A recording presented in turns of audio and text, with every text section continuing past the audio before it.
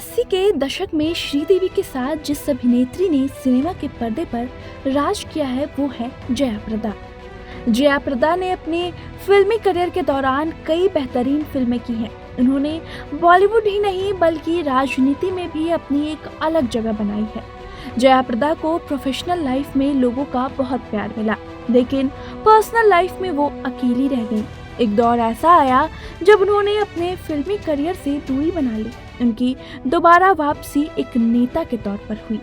फिल्मी कहानी की तरह इस अभिनेत्री की असल जिंदगी भी रोमांस, एक्शन, ड्रामा से भरपूर रही। ये कहानी है खूबसूरत अदाकारा और राजनेता जया प्रदा की। उन्होंने बहुत कम उम्र में अपने करियर की शुरुआत की। 13 साल की उम्र में इंडस्ट्री में शामिल हो चुकी जया प्रदा ने अपनी फिल्मों और एक्टिंग से उस दौर में टॉप अभिनेत्रियों की लिस्ट में जगह बना ली थी। लेकिन फिल्मी करियर में सफलता हासिल करने वाली जया प्रदा की निजी जिंदगी उनकी सफर और खुशहाल नहीं हो पाई। उनकी पर्सनल लाइफ से जुड़े कई विवाद हैं। ऐसे और भी कई रोचक तथ्य हैं उनकी प्रोफेशनल से लेकर पर्सनल लाइफ में, जिसको जानने के लिए आप ये पूरा वीडियो देखिए। आपको जानकर हैरानी होगी कि जया प्रदा के बारे में ये जानना भी रोचक है कि फिल्म मेकर सत्यजीत रे तो उनके सौंदर्य और अभिनय से इतने ज्यादा प्रभावित थे कि उन्होंने जया प्रदा को विश्व की सुंदरतम महिलाओं में से एक माना।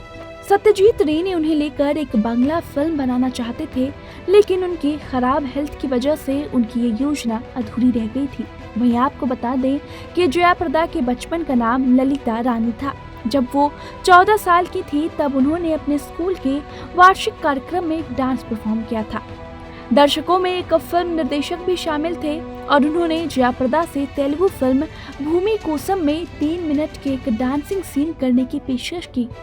जया हिचकिचाई, लेकिन उनके परिवार ने उन्हें ये प्रस्ताव स्वीकार करने के लिए प्रोत्साहित किया। उन्हें फिल्म में अपने काम के लिए तब केवल 10 रुपए दिए गए। जया प्रदा ने तेलुगु समेत 5 अलग अलग भाषाओं में 150 से भी ज्यादा फिल्में की हैं। साल 1985 में जया प्रदा का करियर अपने चरम पर था और वो बॉलीवुड में सबसे ज्यादा फीस चार्ज करने वाली एक्ट्रेस बन गई थी।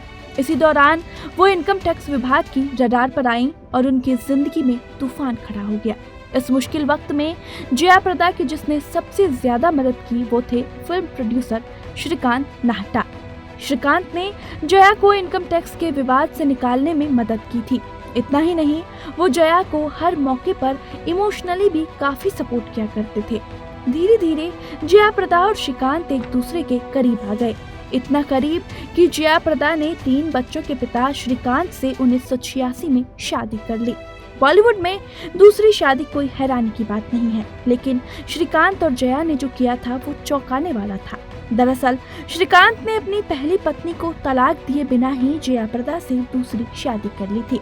इसी वजह से जया प्रदा को दूसरी महिला का ठप्पा मिल गया। श्रीकांत से शादी करने के बाद भी जया प्रदा को बच्चे का सुख नहीं मिला। ऐसे में मां बनने की कमी को दूर करने के लिए जया प्रदा ने अपनी बहन के बेटे सिद्धार्थ को गोद ले लिया। 80 के दशक में श्रीदेवी और जया प्रदा के बीच जबरदस्त प्रतिस्पर्धा रहा। आलम ये हो गया कि दोनों एक दूसरे से बातचीत तक करना पसंद नहीं करते थे। सिर्फ यही नहीं, कहा यह भी जाता है कि 1984 में फिल्म मकसद की शूटिंग के दौरान राजेश खन्ना और जितेंद्र ने इन दोनों को मेकअप रूम में इसलिए बंद कर दिया था ताकि दोनों की फिर से दोस्ती करा सके। लेकिन हुआ कुछ उल्टा ही। 2 घंटे के बाद जब मेकअप रूम का दरवाजा खोला गया तो भी दोनों चुपचाप अलग अलग बैठी नजर आईं। 25 साल बाद जया प्रदा के बेटे की शादी के रिसेप्शन के मौके पर जब श्रीदेवी और जया प्रदा का आमना सामना हुआ, तब उस वक्त दोनों सब भूलकर एक दूसरे के गले लग गए।